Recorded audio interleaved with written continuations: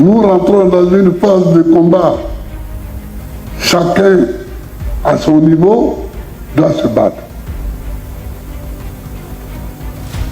Pour ma part, j'ai commencé.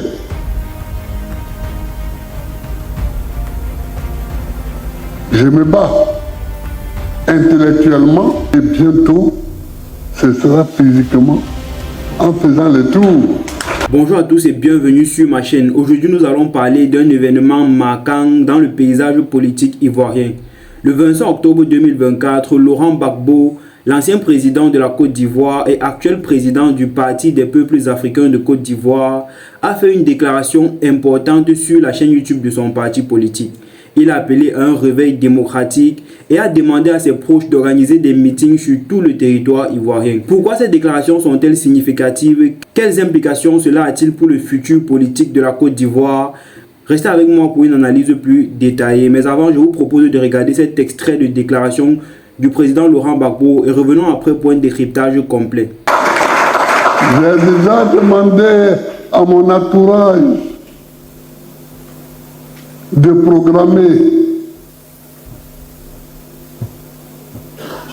programmer les tournées que je vais faire, les rencontres, les meetings que nous allons faire. Mais il faut se battre. Et comme je l'ai dit, moi,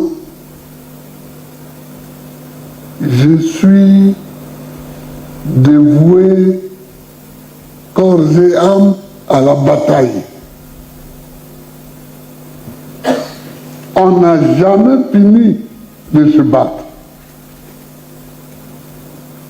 Vous voyez, en 91, on a proclamé le multipartisme en 90. J'avais produit des ouvrages quand j'étais en exil. Mais en 90, le multipartisme est proclamé et le premier ouvrage que je produis s'intitule « Agir pour les libertés ». Ce n'est pas un hasard. Ce sont les libertés qui sont notre objectif.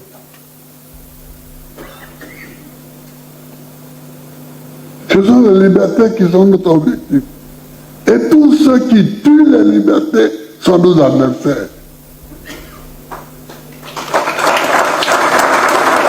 Tous ceux qui tuent les libertés, ne l'oubliez jamais, ce sont nos adversaires. Pourquoi on arrête de social Rodin? Pourquoi? Parce que les gens crient que la vie est chère. Mais en fait, sinon dans le monde, on arrêterait tout le monde. Puisque partout, il y a des manifestations contre la vie chère.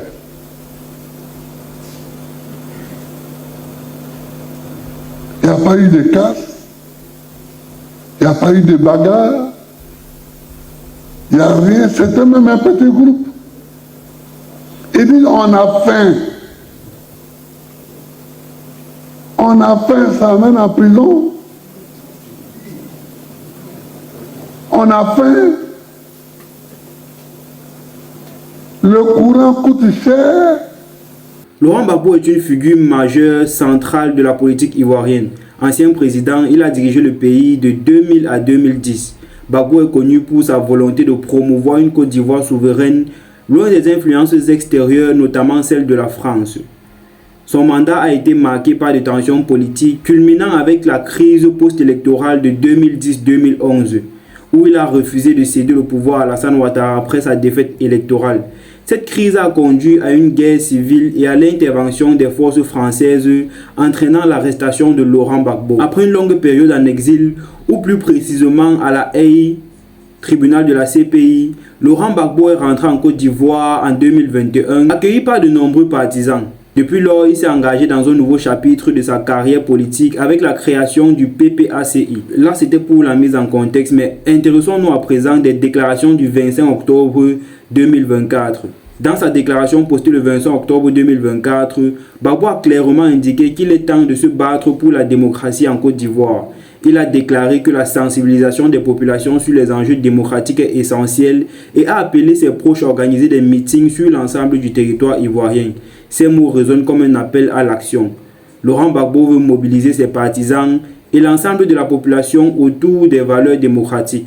Cela vient à un moment où le pays est toujours en train de guérir des blessures laissées de la crise politique de 2010-2011. Pour mieux comprendre le contexte de l'annonce, cette déclaration intervient peu après les commentaires de Robert Bougui, un ancien homme d'affaires français et consultant qui a longtemps été lié à la France-Afrique. Bougui a affirmé que Laurent Gbagbo était le véritable vainqueur des élections de 2011 et que la France avait influencé le résultat en faveur d'Alassane Ouattara. Ces révélations renforcent l'idée que le combat démocratique est loin d'être terminé en Côte d'Ivoire. Cependant, quels sont les enjeux du combat démocratique de Laurent Gbagbo? Le combat pour la démocratie en Côte d'Ivoire est essentiel pour plusieurs raisons. D'abord, il s'agit de garantir la justice pour les victimes des violences politiques passées.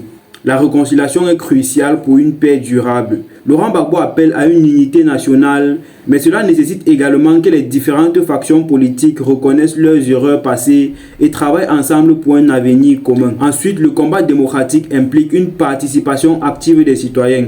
Laurent Gbagbo veut sensibiliser les populations sur leurs droits et leur rôle dans la démocratie.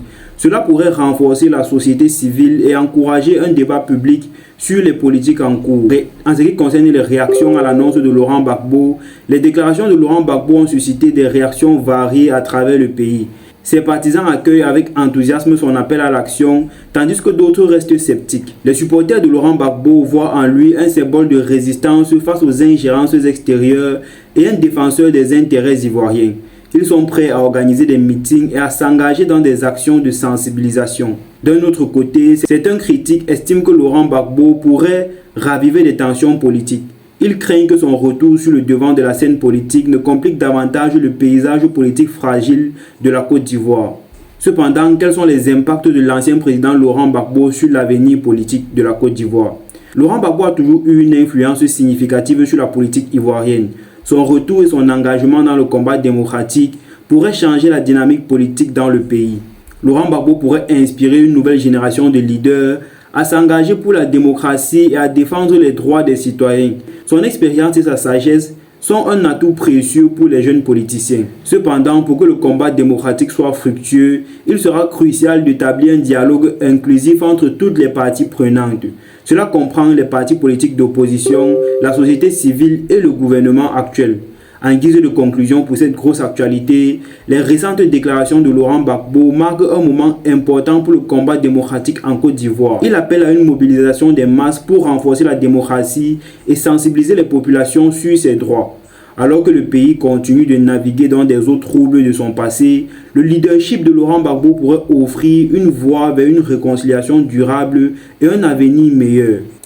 Merci d'avoir regardé cette vidéo. Si vous l'avez aimé, n'hésitez pas de la liker, de vous abonner et de partager vos réflexions dans les commentaires. Que pensez-vous de l'annonce de Laurent Gbagbo? Comment cela peut-elle influencer l'avenir politique ivoirien? Mais surtout, n'hésitez pas à répondre à la fameuse question: quelles leçons pour l'Afrique au vu de toutes ces déclarations? Restez connectés pour plus d'analyses et de discussions sur des sujets d'actualité.